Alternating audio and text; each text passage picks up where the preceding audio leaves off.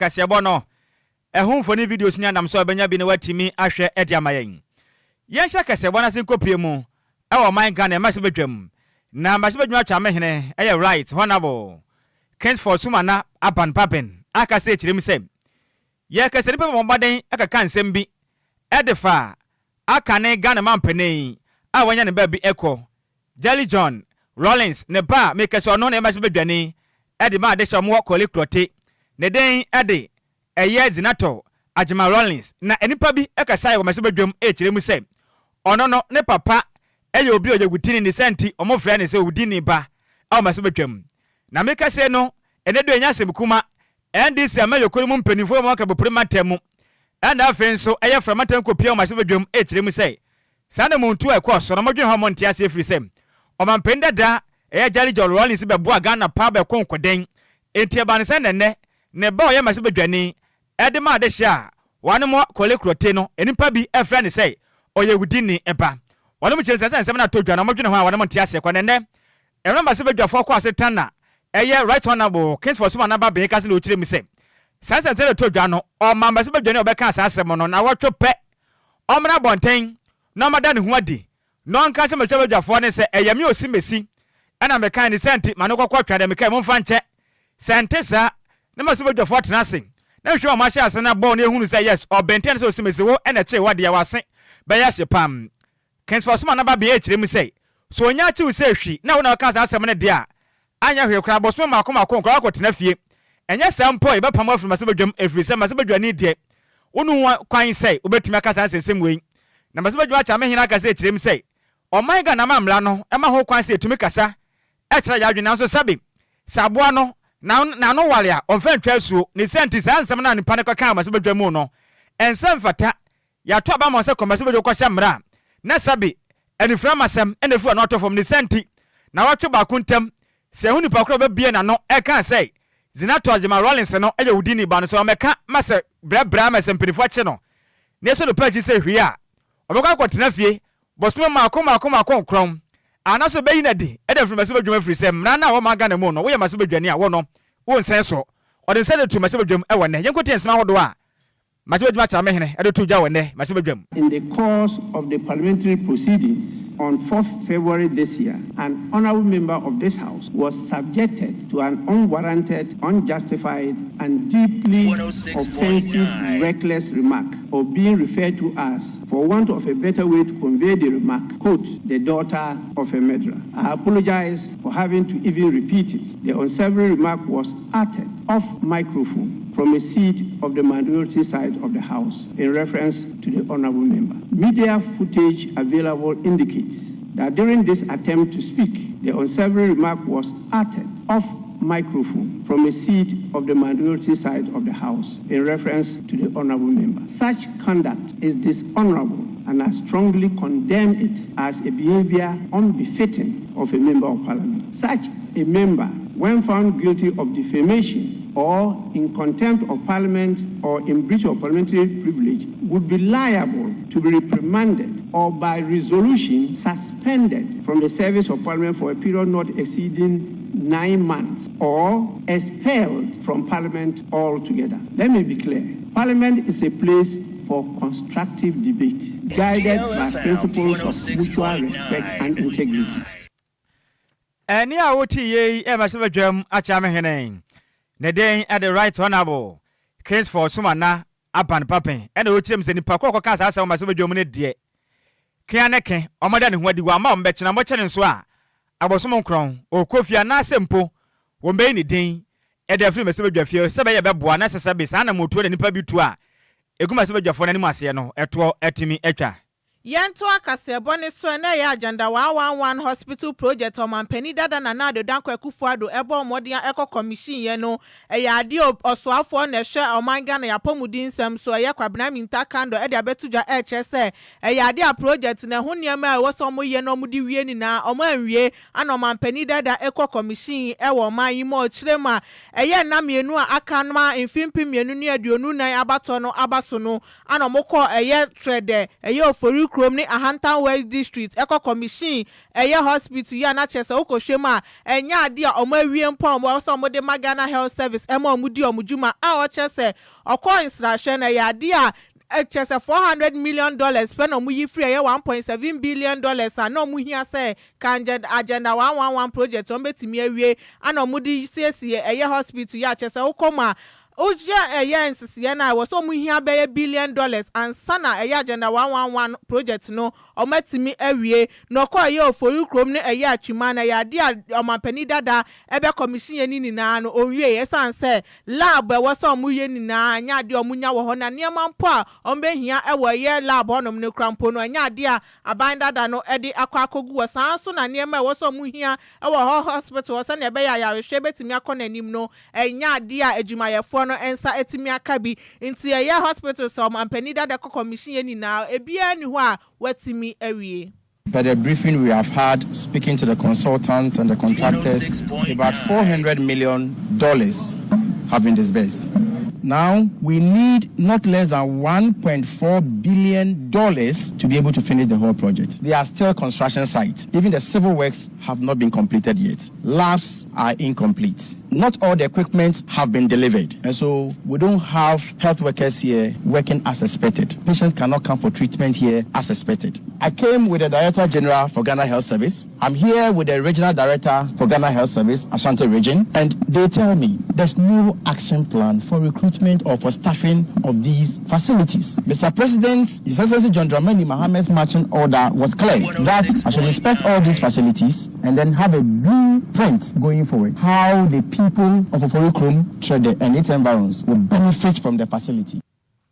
Eni ya wuti ye swafo no na hwe oman Ghana ya pomudi ho nsem so kwabena minta akando ana oche se agenda 111 hospital project omampani dada na nado danko Akufo-Addo ebe commission ye na nya ade a wawie empo yento aka sebo se enko piemam wa aka ne kwankyerefo penin ebe de akire the National Service Authority for Curating kan se NSA ne den the gifty owale mensa make the PM o man Ghana mu na enya simkuma na nyina ne say ya maame ebedu dab me beto dwa ekire mu a National Service Authority mpeni for bomade tenase eye nhwe ha sa edin samadin agisi akotia huma make se Sikapa mo kire a wanum adwide go mboto mu no nyese kuma kofitere nyaska we bia nka make se de enko wa free Ghana kram wanum kire me se Sikapa ya maame atenase na wanum afa koti kwan abọ Ghana kro no adizike se to momanyi bre no emu odempa ne sande na se beto dwa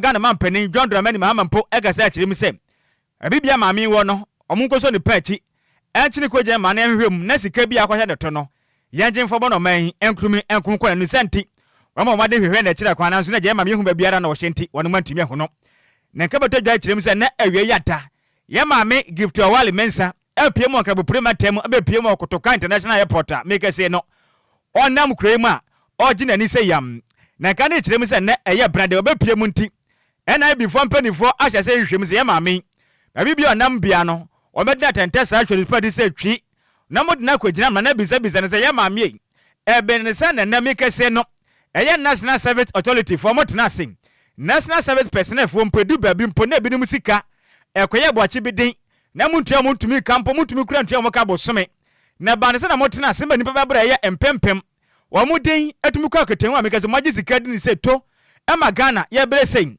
no nkwa ni nsa na meka se no aka ne opanipan so deputy director of operations ediba NSA ne den adekwaku ohini jan todo abana mra ne se osono ba meka se mpanifu ache no akopiemu ewo NIB before mpanifu aka se onko bo hweme fise sika bia madie no emu eye pa ne sent meka se no NIB mpanifu asa se ye hwehwem na Ghana man pani so ahye se wa mammaden a na gift awale mensan de wano mo twene dese enko gina mla no na katia homa wabɔ ne homaden asesensamaden enimpa bia na mo nya adwuma ewa National Service Authority mpenifu akache a mo bɔ moden edada wo man ye mo kokɔ da dwom edom ni sesha katia homa bosumu do na madwiri sika no egogo mangaza boss o mangaza katuno mayi sika na bomu se to no Ghana mpenifu no nyi sika yi na man mpo ye ho akye se ye kese ye ho bɔto ano yemfa kura franchise ni senti yenyere no ne sika no yanye na bisa we bona Ghana mputu anchechire no so ne matuma kwa nka ne ntia hwade mu say gifty owale mensa no efiri na akwa ekotu china de no kwa pemu ewo NIB mpompenifu aka che na hwehwema hodo asafata no wano manye so di Ghana sika nso a na man ne Agyei so ani bi nso na sense na ba bonten no so no kura nim so a na wafa ne ho akwadi na man asomdwe etinya batisika de atodwanie wunu aba waba sa Ghana fo no bi ka se wadwane waba se sia nkra betodwane waba nti kofi fa video ne to so na Ghana fo mehwe opemo kotoka international airport no ya video na to Facebook so ba benya bi ne wahwe ya ma me ni phone na daso ha na okro no waba bedu waba na okro no mo so wadwane se waba se waba o kire me so Ghana fo nwane ye ti san sam kaka ka ne nyane munya abotre no kura bia nim oho and the gift in an am so no nti we bibia da dance say waba de ne ho kwa kwakire nti we na bi mpanifo no say e wo mu say mo ba ko bi sina mo modern na mo ko bi se bisa no questions ne Ghana sika no wadi bia monye mayen so ni bi nso afa ne ho nkodi na nim guase so be panfiri ne tiri so ananya sa etan say nim guase de edos wo ba yi de na chese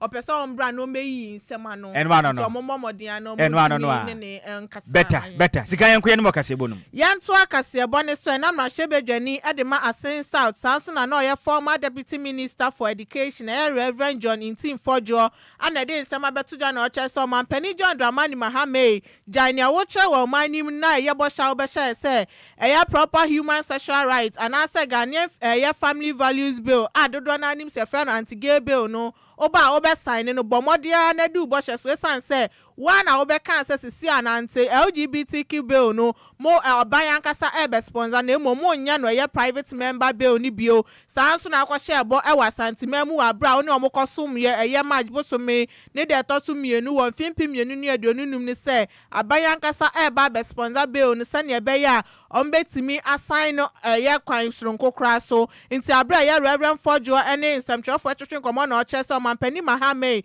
medi wo ho ya papa esanse gidi a ayetimemfo no wo mu no ya de awoya eyi omama insina ye be one de ye dan ya be sign e de aba ama wa sign esanse wow ya campaign ye di na yete ye se oba be share bo sa unya betena kunya so say king eya anti LGBTQ bill no eya de a obe sign into wa be yi de ye sra wala bomode ana sign na jai sa wo twe wo ho e de free bill no ho clergy no asofo the other two money no clearly express onye crowd cross bill no support to be as or the man or the bema the all can a complete deviation from the position who the brand or campaign 6 months ago Brian pass the human sexual rights and family values bill no sabre ni yehwe ni mu se o mampani ano wo so no ebe sign o mampani Mahama ebe kan say ono na ko president a enka sabre na obe sent to some private members bill na ya pass no in the 8th Parliament and ono Assemblies of God ni o Christoni into no ofuaso and is o president apa obe signs our private members bill at that time now all campaign no what the baby so or say would there be private members bill na ya no ankran bi bill a ye dey free parliament abenti no ye ntontwene na o man ankasa state no attorney general emfa bill emra na so the say emra no enimu into ono on fan home for home name no or try kopem say state no at that time the attorney general of the government at the time no the same bill no be ba answer sabi wasum say edimu what is the difference between bill na ye pass ye no any the onu fi say state no e pass ya ebeye clear turn around o dwane free bill ne ho na bill no ye dikan submitted on 25th of February Tuesday 25th of February and ye submitted bill no a bipartisan private members bill or memu amamra constitution no ma ho kwan say members of parliament etumi ka wo ho bom ana nipa ba akokora tumi sorry e de emre bia office eboa ne manfo eboa ne constituents ana say eboa o memu no nyina e de ba e ma parliament agitum ma ne be ye mra asan ma ho kwan say nipakuo ahodo tumi ebom e hye mra bia ebetumi aboa o man no mpuntuo e wo kwan bi so ana betumi address problem bia edi nya e wo man mu a ye semra foforo a betumi aboa enti samra kwan so a e fire ye hye the first bill na fofianto ata it died with the last parliament no mra kwan mu no ya ba foforo 9 parliament so ahase e say e hase foforo did the same bill now you pass here in 2024. Our President Mahama say or best sign without hesitation or no na president and ko best sign or be president in so on my dangers or be assent to sa bill no. That same bill na many same people new ones be by na abeka ho and akakra bi na omo kai ho a omo afri mu yomo omo ho afri mu so omo ansign nanso no 10 of us me ka ho me honorable Sam George ka ho honorable Bedra ka ho honorable Helen Tonso ka ho honorable na Odole so wa wo nyina do mo sa the last time and they are fully part of it this time.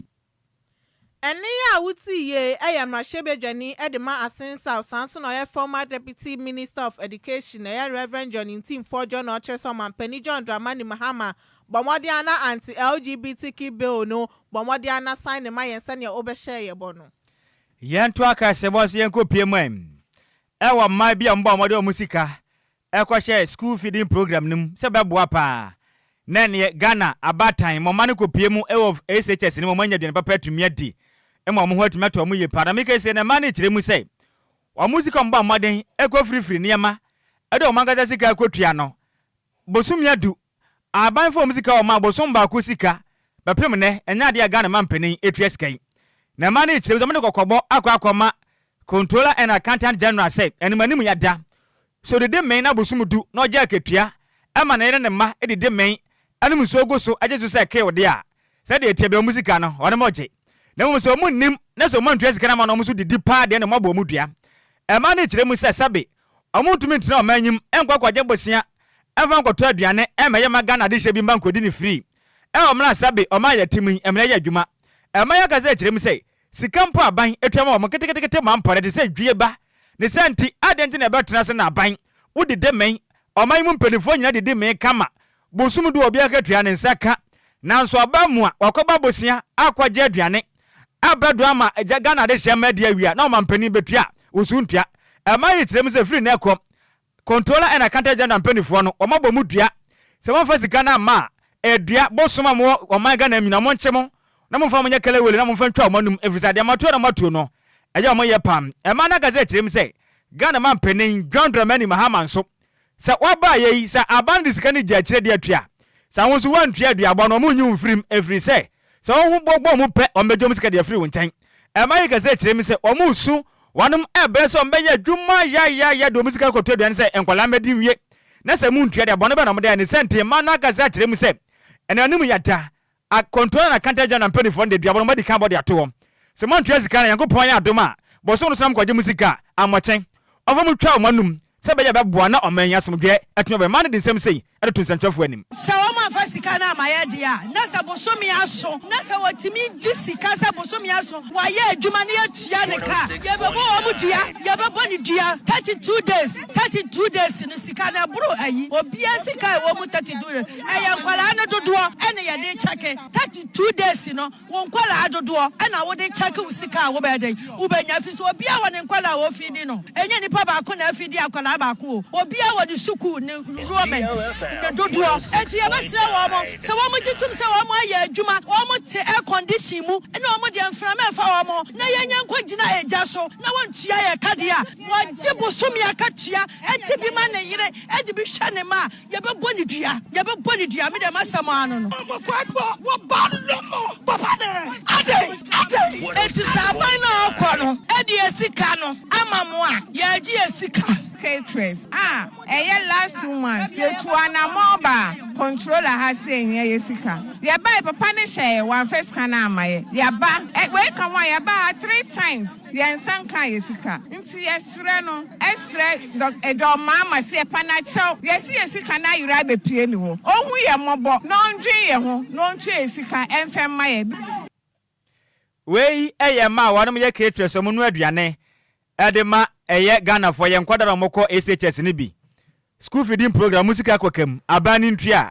aye twema mentwe na mai che mbebodua na oma ya tim de edu ba bia esika unuam so mbebodua o Aduabole o so mobo ojitum o me yenti o mkakra Kwadwo wo ba no papa de ade ye be boni dua me de masama no e man se mbebo dua o sika yen sentie we mna What balomo papa there ade ye be boni dua me dem asama no 106.9 ai o man tua mo dua bosum de o mo gi sika di okrom ha na mo de musika akọfa nuan na se o ma nkwara na di ni firi na mo ntua de a mo dua we ye dan ye ho aba ye ba ka se bode aka eche betini na di firi honom e de asom mo.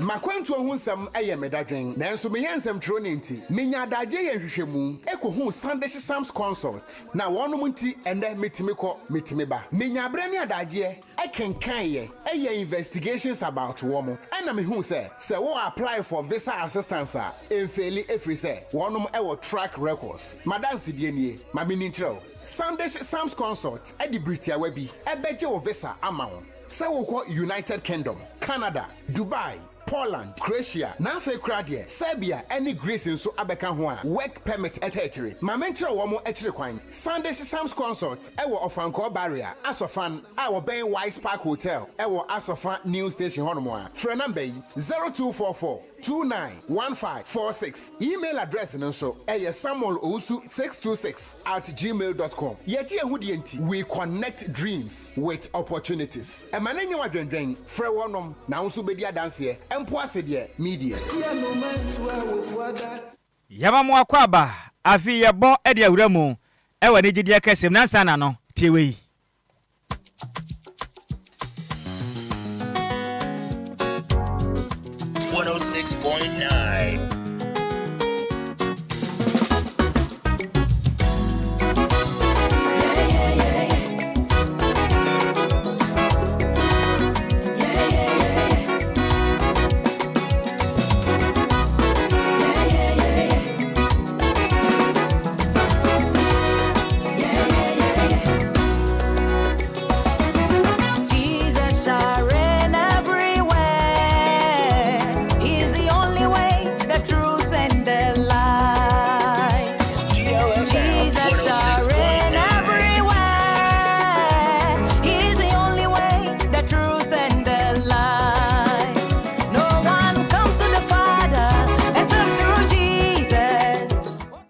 No crap obi nkwa gya ne nkyɛn agye sɛ ɔnam no so na ene asa betodwa ekire mu sem yumtuni a wagye ne din ye pa ne den de afia ayiwa dodo na bɔ no ne sɛ vision lady akasa ekire mu sem tenene ene atemu ɛso Nyankopɔn ne no ene twede ampɔ Nyankopɔn ne nyina so endo agasa ekire mu sem Ghana fo nyina mmade ne nya gidi wɔ Nyankopɔn mu efiri sɛ Nyankopɔn no ɔbɔmadem n'ani so atemu pa afen so oyo Nyankopɔn bia oye tene ni pante ye moye homode ze be ma ye ho ate e wo Nyankopɔn ne se de tie bia ne ma ase de wodi pa fam Nyankopɔn be mu a abrabɔ no betimi ayeye efie yi wa meke so de nwum ba kwa babonten a eye singa wa rizi atate no eye Jesus reigns a wo chim se Nyankopɔn odi hine da e kire mu Nyankopɔn ne kase ne tumi a ekura nom ode nwum wo nkomotwetwe akɔ so wodi DLFM 106.9 emra no ne Nhyiraba Kwadwo Sammy bi eti adwam e wo mesum Jesus dwumade nso ana no kose de atwa min na yo benim boss man da toso mienu emfempem mienu ne aduonu enumu ena wakaze na okire mi sem wabɔ no homaden atonyum bebre na ata amanfo achi aye baka ayasa aye backup vocalist dia man ntufo bebre na mekese no wono ba tidi anya sika bebre na tumi ade amekese afi no wakaze wahye ase a ode na nwom eba monten so wakaze akire mi sem eye de kensame ba mpo na nwom ahodo ode ba bonten waka ho bia ne ne ewo nwom mu biem wasa de nwom ba kwa ba bonten so odi eda so eye wiem ekese seasons na kopon wo mre ede ma obia ne senti Ghana fo yantu ya boss ne yenum so fa twa pefise Yankopɔn no wotwa nanim a ekunumde betimi aba etemam wasa ka se kyerem se emro sha na wade ase no obra papa na otonwom magana de hye bi etimi ede nwum jejeje omani omba mano menkonua efre bi ma betri so tofom nanso ono ankasa di so beso na nya simkuma abrabom ye dede ma no obi a wagwade ohia ba wo ye na nkosi aga mana so ye hye pa so mekase no otwa Yankopɔn anim nya ntubo ase na Yankopɔn ya de mekase wanya ba mamekase na ni agye pa kyerem se Ghana fo yenya abotre ye ma Yankopɔn ye ni da so na yetwa yemi anim asa de tie no abrabom betimi akonka de aman wasa ka se kyerem se mekase no Ghana fo amfa no nyum ni mfa ni agro visa no nyuma wato no din se Jesus reigns no eyi nkonua ena de so de free Ghana fo konso a ensem no mo de pasa no ma do gemre ene Nhyiraba Kwadwo Sammy bi twetwe nkomo ne nsem kyerem no enie Enti Jesus reigns no. Sa anwom no. Ye pese Ghana for who say yes, we so kan anwom no. Si ano no na ye latest yi singer aba bontiana. Me pa cho ai. Na me chle say Awurade di hene e wo ade nyina so. Na hene no so efi ne nkeka obia enni ho. Edu be bia me say righteousness and justice are the foundation of his throne. Na hene na otiso no. Eso nyina so ne say righteousness and justice. Meaning our God, he knows what is good, he does what is good, and he sees what is good. Na temu so are ever upon righteousness. If any nkeka we bi eni na temu ho. Nyame krogen. Odi hene wa ade nyina so. Ehire nyame nsem mu. Ehire ni tumi awo ade nyina so. Because obi de hene a just odeden owo tumi, he has control, power, authority over everything. Ono di otisru na yeti asase so ye ne naso ntiaso. Odi hene wo wiase ni ade nyina so. Hallelujah. Amen. Ti eni awoti ye eye efia eyiwa dodo na bonu mra ne say vision lady. Ana ochem se yankopon tren ne sent ye momode ansa ye nso ye betimi aye tren ne yankopon de atemu so nani. Enyumfo de ba bonten no edin adaso eye Jesus reigns. Ne nsema hodo de tudware mu nkiremu ene ye de asomo yanko Facebook so kenkan Ghana fo adwonche ni bie na ye mfa nsomo anumre wei efri kofi parliament no kirem se Ghanaians voted against Galamsey, but it's still going on. Why? And then I question my Odifri Agrabo Bikuma Apasina das a pam. Master Planner Junior can tampon which him say it is clear that President Mahama and his NDC have nothing new for this country. If MPP want to bounce back to power, then we need good leaders like yate that's a pa. Which are also here life. Edifri Great Station Casebono. A more the person madam sent in jacket saying come out in Nhyiraba Kwadwo Sammy B. And nothing so Adwoa Agyei Sikapa say you might born yasim kuma. Kasebona nam DJ Ghana man fidie ne so e go to station we e DLFM next. Ya da se senior said there be a waka ye ho. Ghana ni ya ba won chen. Sofa na min sofa. Asema da ho nie. E mai do musika akwa hye school feeding program akonu aduane. E me mo fa na kwadi awie. Empanifo metua sika na atwintwan. Bosum du nso ampanifo agi omusuma ketua go mbotom. E ma ne tem se de yakọ no sa ba ya metua sika no mbobodua e de atoso se ba ye obi obeji sika de obosom no. Abosom ni nkono ntwantwe visa o ma na yetim ne mu o yepam. Asema Ghana ni wote a wo se ho sanansa na yemọ mpae e fa ma mai. No,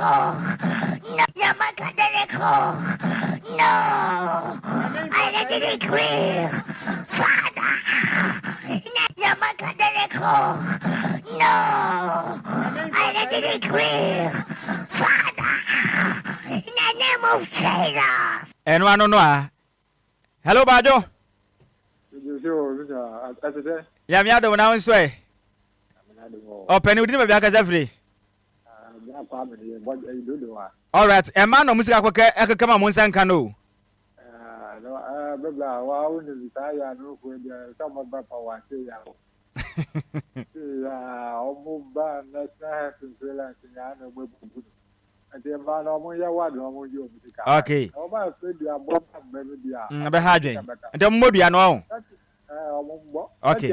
Sikapa se bi sulu no wa. Mati oje so pa. Hello Majo. Yeja. Ahon fe odi na bia ka free. Afa Sammy B. Ahon fe. Apo me. Tudi am ponya ko podom meti apopa sa boa papa no. Odi na bia ka free. Sante million we ka free dodo. Mama me yentie we ma no ho akwadim. Oh. Me pa o moto o ma ne mbodua wate. Oh. Nkola na di enye sa mbe wu mbe. Oh David, amo man kwala mo mo bo e control na kanta dwa na fo mpenifo no de omo na wo ho na sika na akwhye. Omuya eye kire. Omuya wo ye kire a. Ah, okay. Eno no beboa on. Adua de no yi free mu. Matio, be so be da se bebre, wo su betimi aba 0534050199 and 0593406565. Hello Majo. Hello Majo. Hey, Miss Rao, Politank na we shame na ji usi for mo. Odi na bia ka free. Hello. I'm say one time ka fa chem pa me fa say hello, good evening. Good evening, Sammy B. Hey, Dixon, bada ko doba achima du kropani me yenti anime. Akwanya mi sha ya dima pa bo make su na mangana. Akra me de pesa me kakakra ne se ya sere bebiri Ghana mpa ne fon kan kra ne His Excellency John Dramani Mahama. Ghana how ne sanyama we nyina ntina yemu binum bebre yeto abama nti ade bia wa Ghana nti se ne dia nti o how bia nso wa Ghana na ne dia better nti o hwero nso ga kan ye besere so bi kopego se no de ye aduama feeding program ba wa ntwemu se wo tia so nti ka bia wo bia e wo se wo frɛ wo na won ka na nti ase aduama tia won ka na obi an so wo ton enye se da bia na obi ho ba ton na obi ho kyenne saa nti ana yen mama no menso duabone de won twensan ye kwam bebre ye be fasa dan ka be duabone de won twensan me das me das pa hello majo ya mi adom sin ya odin me bia kasa free oni mi nia ta ho twenty ya mi adom sin ya tia popa yo Bolivia oh champion man ye me yen tia ni mre man ni so mbebodua wo so mu sei wo pa me du ho a usu ti so a na ye champion wakasa video ni nkwa form kakra ma ye anaso betumi atwon ho kakra okay nsemo ye de empene man kan de sa empene foni se condition ni mo a wo mu yen a ye titi market ho no ende omumodua na na so mo dis kan wo bank better okay. And program now almost 30 and program now almost 30 8 o'clock. Hello opening. Yes. Medase pa ma yemfa weni si ehon so nsem baba na yedi ho komo wa na me yabre ni tifa chem pa. It's my main flow baggage. Mate medase bibiri. Wo fra we na after say ya sign out na be fa ne wadi komo. Me fra pra omo fa. What they offer after you're sorry, Afre. Hello, good evening. Good evening, Wafa. I offer Yamia Domudin, maybe I can say free. If Refika, so I'm part of me, President business attack, what you could joke from Luffy, Tabe one and Dokuman. Oh, yeah, Trabe, I'm free. Eh, and never knew you know, and I am a Asian income. Oh, Trabe for the one said them. Aha. Bye. Oh, Mr. Medase, hello, Majo. Hey, Wafa. Hello, Asama Babio. Hey, me no catch him say Chapoli tank mono. Oh, facha me. And I said oti pray mono, facha mpa. Eh, Majo foni. Majo me yeti anim de man ho akwedim. Hey, me sre diaboni di omo twinsan. Oh, ade ntra. Oh, me pa chopa e diaboni die. Won say e den a tan di aduane mankola no. Okay. Me titi am kobo bia pa. Emwa o. E pa obi anima. Oman emeyi eyi skadi ba ya omudi nu aduane no ene be dane asem nemo no ye mbra o krom ha okay iti emra no enyejuma ato brew emma no munya kuma yate ewie mi di kan fi se ye be podia no akwa hye pa aya tumpenifo no fo ahofe medasi bebre abura omudi ye mate ya menhira bebre independent. Bye. Mr. Medase pa hello my joy my last call I didn't be aka free. Hello Ofa, good evening. My last call am pa Ofa fum ni dance man. Ofa fum me man ho akwadim. Ofa so say dey ekoro. Nti we so say Ghana dey yi. O mfa nyepani fo. Sa na betimi akọ. Because the case da bia o na nyame be ya. Sa na yo mo de o mfa nyi o mo na bia nya okay. Mate. Medase pa oh call we am pini you. Hello majo. Wantimi anyina so de na say yapon ane sa wo fra.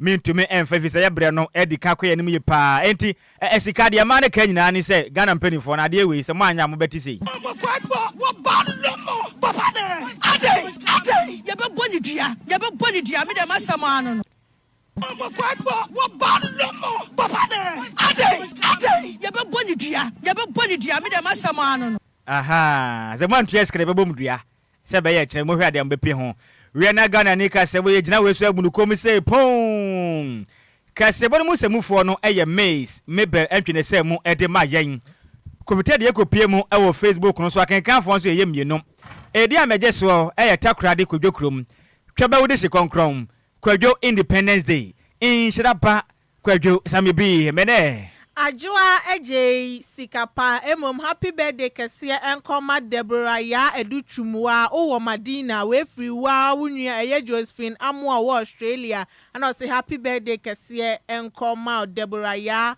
edutumwa owo Madina enti yamamu nyina mo enitia adehye yeso na Apakan je tena so da kopama so nsema ahodo aba no ede atoa so ede asomo DL Power Sports emu ade ejawo dedew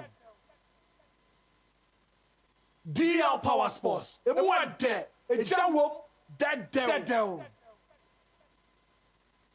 DL Power Sports emu ade ejawo dedew Abusia mayansa ma wadwon ensa ma wakwaba emfamra nkrampumpunim antem agiatum kasafidie kese ba kopeso DL ohaninsia echiripo enkron ene branda anwumere mrewedu se agudie momrantie yesinkunya na agudie monsema wodo a yaboabo no abusia yegebre na yedeba ne yedebesomo Ghana nsemwa ena ebibrem de wa ena afebroni kroso ewa mono ni nyina ka ho bia ya boaboa no a yede babesomo ya agudie mu nsema ebu mfumpa dia de ncheche ene adane ewo Ghana na ebusia ne emu odu nia eso by trewa na semufu atrase ahwema so ne sokroje wagiatum se wedie editie se wote ena edihwe se wohwe ena yenso edikase yeka ena nanwumre yatenase a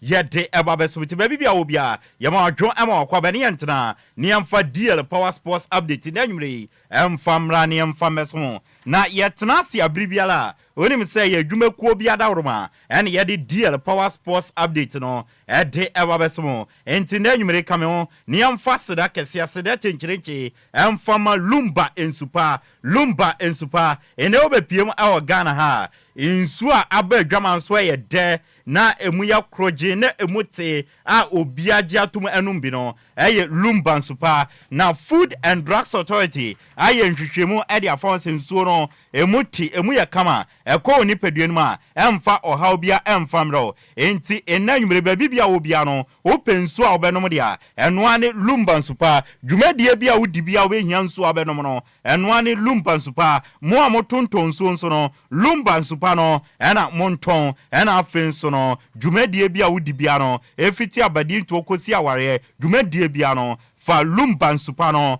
efa ma hoho no momonom a ebe omde na bibia aya kama insuo de ene Ghana ha no eno ane Lumba ensupa mo amwo dansoma ene ne mpatem atadwemate dende Madam Abanyameche ewo apie tuslin oben Lumba Sport no obenya bi ewo Madam Abanyameche akache freno 0557 349 and afenso fanko ene ne mpatem fo no Mama Vic mobenya bi ewo na akache number mobenya Mama Vic ewo so no eye 0500 680-783 and Lakeside ene ne mpatem obenya bi wo eyenadom enti na metiase akache freno 0543 296902 0543 296902 Lumba nsupana kasano opebi ato obenya bi ewo DLFM ya kachia ye won kan Agbogwa Junction ya ne Wisconsin International University no na edi animhwe obetumi enya bi won ya kache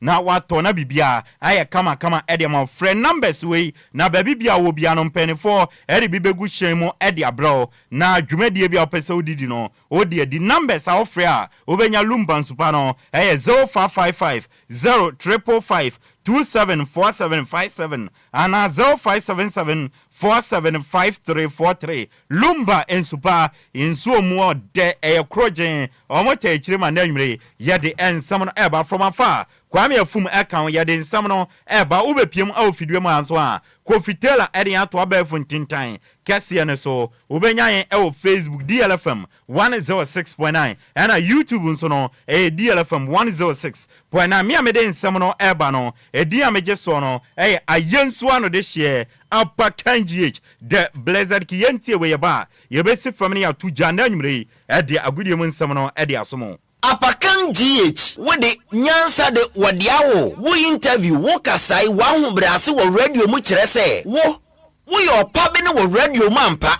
enti adagu ya kaja gumana ya tuja enanwumre ede nsam no ede amari ansha siam famfi yendiem ewa Ghana yewia na yede abibrem ne broni kroso nsam no ede atoaso ede amadia ndra ena Ghana Sports and Recreation Minister your friend Honorable Idi Kofi Adams now swear Ghana Football Association President your friend Kurt Yesekreku Odi impenifo anim de technical team no edi coach ya new sports minister bay enti technical team no tuado eda no as a head coach assistant no Desmond Ofe and a technical advisor no Winfred Schaefer omo nyina coach ya sports minister Honorable Kofi Adams na enkomatwetwe mu no na Honorable Kofi Adams edi ensam edi tuja na Honorable Kofi Adams sports and recreation minister echema or sports in the abaya kesiye ewo wiase nyina na nhwehwemu ekere se by 2028 no sports ebe generate not less than $1 trillion available in sports any sports related businesses na sa activities wey se wobetumi benefit ya ese wo ye nyama ednam ne kwan so enye kata so mumu aso ne nyama boni bia enam sa de we ntino ese yetumi hye ye hunkura na going forward no sports ewo Ghana ha no yetumi ede ye hunhyem se na be ya sika twitwiri dia na epia gudie mu no yanso ye betumi enya so mfa so. Of the matter is that for especially sports is now a big thing. Research have shown that by 2028 there will be not less than $1 trillion available in sports and sports related businesses and activities for people to benefit from. But there's always the right way to do it, and we must truly encourage it. And data-driven decisions is always the best. Honorable Kofi Idi Adams, sports and recreation minister, and ebusia waten nka enso yet one summer so still ye wo fie in summer emma back to back dia. When him said Danwada and his excellency John Dramani Mama Ghana man peni ekopiemo ewo mrashebedwom state of the nation address or the kotu Ghana Adwoa Agyei for so no and odi to just say ene no Black Stars any national team no budget ye de bon bra no yanya no katasumu masubiem ye de beto abonten se na be ya Ghana for we taxpayers no omusika no ombe na yes spending no edifan national teams no eno na GFA eden krata ba abonten ebe kirekire nsem be yi ano sa anyom no mo approve budget na budget na ministry na approve ene ade won nsem be ebubruja na Charles Kwadwo intim AK Mickey Charles techiman youth omo boboko no owner ena afenso no ene no football administrator Ghana ha wabrini ye pa na GFA krata na omde ba abonten be yi mampani nsem na no enkyere obuo na adenti na Ghana mampani commander in chief of the Ghana Armed Forces ebe kasa na mo GFA fo mo ba be yi ano we no enkyere obuo bako mwani nso ensan so ade na otwane nsem so no football people no oni munyina ya ba komo ya ne nkrofo ntemase o adenti na sembia efa transparency no na mo pese mu yiyi ano aden ase mo pese mo di BBC asie ntino eba ne transparency sense ma na mo yiyi ano ntemase kura Charles Kwadwo intim AK Mickey Charles football for a press release no. It marks disrespectfulness to His Excellency the President of the land. The reason why I hear so disrespectful is he's the Commander-in-Chief of the Ghanaian Forces. He's our leader. And I can't so man so to way. And your first time about video man. It means to say the all kind and nice be swinting or candy or kind. And you see, when you fall baby on bombs, a penny Jarivia, come up penny Casaria. Say other sectors in our say or mobile be responding to or mampeni your kind. If you send Kabianka ne cranky and studio has said. But me who means I mean you know what ball. The beer about ball they can't transparency once and beyond, and then they want to issue a press release. I don't know why meaning at the compass of the sea Ghana for. And what's your mampenia some crow kayana? I don't think Senaco or here response. Charles Kwadwo in team AK Mickey Charles, a football administrator of Ghana, and I went to me at Tenenka. Razak Simpson, a Nations FC player, Nancy, and Onya call-up, Ekobo Black Stars of Ghana. Now, Razak Simpson, Akasa, or say Obeda Otuado, say, and any technical team, say, Omuji Nidie, and Mana Quenya, say AFCON qualified games, no, or Mebobi and Farmer Black Stars of Ghana, or say experience, no, in fact, any everything, a good, at the man of so a great at the man, say Onya Saqueniano, a room, our Blasters Akache. Razak Simpson, Nations FC, almost center back. Thanks to Coach Otuado and his staff members for giving me that opportunity, for trusting in me, for giving me that opportunity. And yeah, it's been so good. The experience I had there, the experience and everything, be good. Everyone was great. It was great. Yeah, that's what I thought. It was great. Razak Simpson at one in Samson or the two just say Black Stars call up now Onya, physically, psychologically, no, Abuani yepa na eneno amane hu say o puti more effort to ne career na obetumi edum pempenswa o pese odu no ene yebisa say local players no yamama kwenya na Black Stars mu betuma bo na ene o se an yamama kwenya Black Stars no betuma bo ene yeto aso bisa say yate say mu wura mu Black Stars akachi a foreign based players no ene coaches no mu treat mu wo o mo teatea mo sansam na eno kra na ene o se anya no kra da sansam na ye kana eno kra aya foreign based players no mo ti o mani momo omo show mun kran so omo yire omo mo eno akikura coaches ne kran so sorry omo show mun kran ti sansam na ye keka no enya no kra ne yebizanse Blasters no enche bia yakobo World Cup qualifiers o twen collab na no se an o twen collab say obenya. Physically, psychologically, it has helped me a lot that if I put in more effort, I will get where I want to be. Yeah, we can play. And we local players, we can play. If they give you the opportunity and you enter into that place, the kind of environment there is really great. They don't see themselves as like the way you are saying as up there. No, they don't see themselves like that. They treat you as family, as one and everything, yeah. So it's never true that they disrespect local players? No, never at all. Even the coaches know they don't disrespect us. No, never. Me personally, he gave me the encouragement and everything. He said a lot of things to me to be like, I can do it. If I cannot do it, I will not have been there. So I should believe in myself and everything. And I think the same way happens to my Kamara and even the Zaba and those, yeah, maybe. The same thing happens to them. The same thing he told me, the same thing he will tell them. Now, our next game is on 17th next month. I'm expecting another caller here. And hopefully, yeah, we'll see. Razak Simpson, the crack money yebisa Ghana Premier League no back and then I can and I see Omani Agyei say after Nana Pole wo no the Ghana Premier League na to on hold no Ghana Premier League no back Omani Agyei pa na otwe ayeba be room no omani baby any Gold Stars league leaders and ekwakobo enya bayira abrewadwo emu be den na won be kono ma hwe ne ombenya edi afisa game no omode Nations FC afi Ghana Premier League no omo pese omoje edisi omnanso Razak Simpson. We are very excited, and as you can see, we are training each and every day hard on the training pitch and everything. So we are excited, and we are going to play against BBN. They are the first on the league table. It would be easy.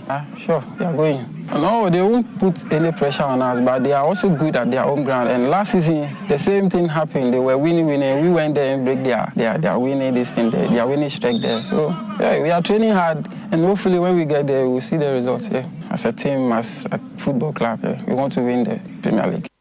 Razak Simpson, a central defender, Edema Bobokwa, Yafe Nations FC, and Awatinenka. Kwame Chumasi Dankwa, Chief Executive Officer, Edema Bobokwa, Yafe Nations FC. Yebisansi, Yesha season Arsenal, na Ghana Premier League, no Mose Mobeje, still others Ujinani Amujinana, Mobeje Ghana Premier League Nana, and I say Ghana Premier League no, Ombeje still now on target no, Ejina, Ombeje League no, Eddie Siom Naso, and Yebisansi leg na Babako, my ready ana, and I see I ready for leg na Ababak no. Mr. Adwoa that's the league na fee. Until now, Besha, Yabo friendly matches to keep our players in shape now. And they are doing the way I won the last. Until keep them, I am ready for the resumption of the league.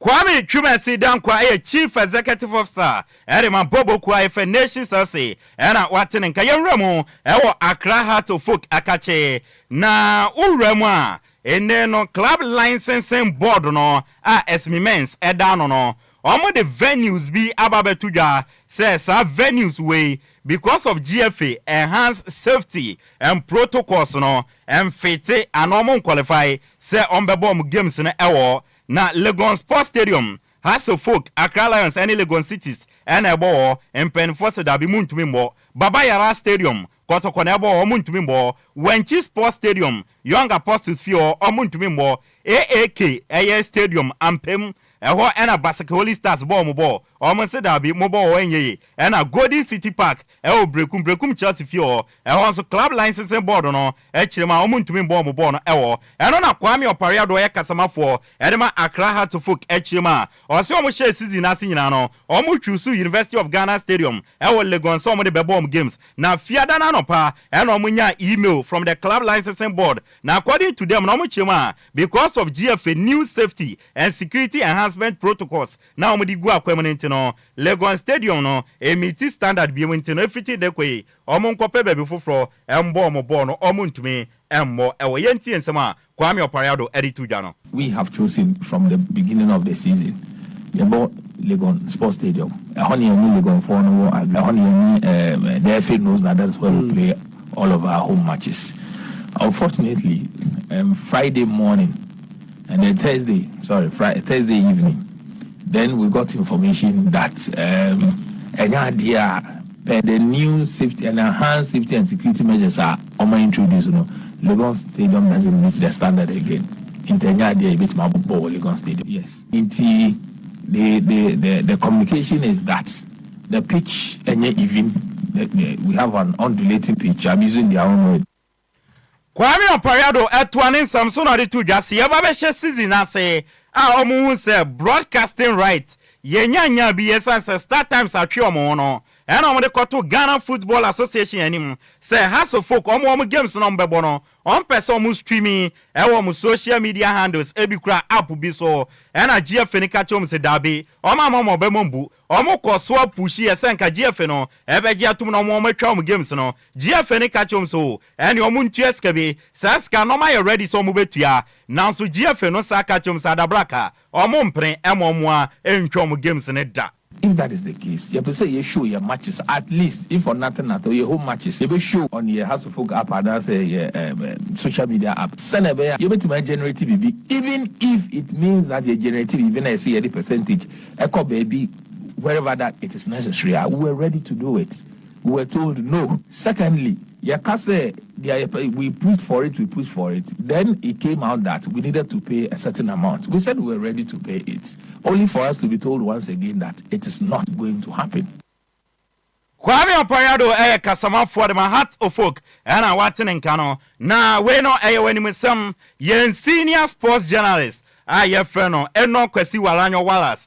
Ye juma was sister station asempa. Ekwa kika nsemi se ene nana pole wenya ni baby ko nso atre ye ko woni sika no ya woni sika wa agopramane so na ye woni sika wo ghetto ene ye den to abobo ya mu ede ne ba agopramane so ama akoye nsem buburuja obia eka wansem chairman Kwadwo Ponsa K5 former NCC national chairman ede makotoko o se nsem na Wallace kan no ntro no kraba akokra nim na omo kotokofo de omo ma Wallace emfa ne wundi free da emra kwan bie so omo de ne faso no omo de ne be faso na Wallace sade we nyina wie no ona machire opacheo enti ene no ofresa fu jamfinum ne ade se asem na okan wankan ye enti kotokofo no emfa nche no Wallace boa nsemo kan nyina boa pakaba akokra ni odi amu nyina ba odi asem de kwa ya fa no nche ne sa odi amu hu awa evidence o ko famra la evidence o ka ano awa evidence ni ya da be no ka asem no asafu de chele mo pa mo pa asafu de simusha no mi wa na asafu de chele sa na mi nche fa ba mi nya kan fa chema Wallace akoka nsem to pa acho afa asafu de so pa acho Chairman Kwadwo Ponsa K5 ena watene kan former NCC national chairman de makotoko ena watene kan enso Abednego Tete veteran striker wa Ghana Premier League wa Bobe Chem United abo House of Folk King Faisal any teams out OP wa body among my former top scorer Ghana Premier League one also say officially no and or then a bobo nyina abanewe ombobo bim abednego tete na me born kra me jai bo nti who charge me forward me jai ball and kasa anya Premier League me jai ball officially says and na me jai ball nti me jai me draft letter nti me send am me no more contract but for the past 3 months me active me family problem bia me solving we and me time co training me time me I feel say I should call it